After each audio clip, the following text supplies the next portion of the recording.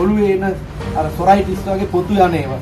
ඉස්සොරි ඊළඟට හැමේ එන තුවාල සම්පූර්ණයෙන් සුව කරනවා මේ බේත හදලා ගාන බලන්න.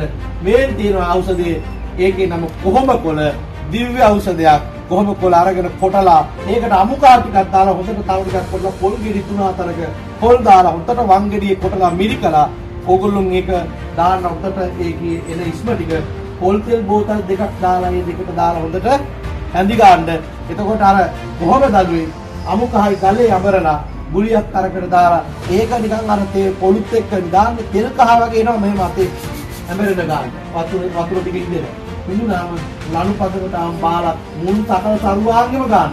ඔළුවේ එන පුස් හිස්සොරි ඔක්කොම අකලට හිසකේ ස්පැසීම මේ වාගේ රෝග මේ හැමේ ඇති වෙන චර්ම රෝග සම්පූර්ණ අතුරු දහම් වෙන ඖෂධය මොනවද ඕනේ ඖෂධයට? කොහොම කොළයි අමුකහයි විතරයි. කොහොම කොළයි අමුකහයි දෙක උන්ට ගලේ අමරවුවා අමරගත්ත ගුලිය වෙනම තියා ගන්නවා පැත්තකින් කල්කෙට.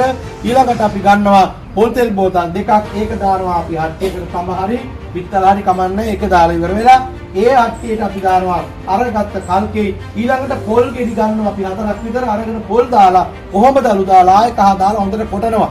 කොටලා අපි මිරිකා ගන්න ටික අරකට එකතු කරනවා. ටිකක් වෙලා යනකොට ඕගොල්ලෝ ගෙවල් වල පොල් තෙල් ඉදිනකොට තෙල් කහ වගේ එකක් වටේට ඇලෙන්නේ. ඒ තෙල් කහ අපි කන්නත් පුරවන්න. මේකෙත් වෙනවා සුවඳ.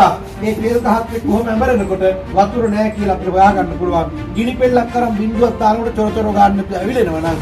ඒ පදමට ජල වතුර පිට මාලා තියාගෙන නිවලා පෙරලා ගන්න. මේ ඔළුවේ හිස්සොරි ඔළුවේ එන ලප අර සොරයිටිස් ආත්‍රයිටිස් වල පොතු ගැලවිලා හැම ගැලවිලා යද්දි කනාව අරන් පීරද්දි කහ කාලේ එනවා සුව වෙනවා තුවාල සුව වෙනවා අද්දුටි ප්‍රත්‍යක්ෂයි. ඔය හිස්සොරි ඊළඟට ලේඩියෝ සත්තු එහෙම පැටලා යනවා මැරෙන්න කියලා.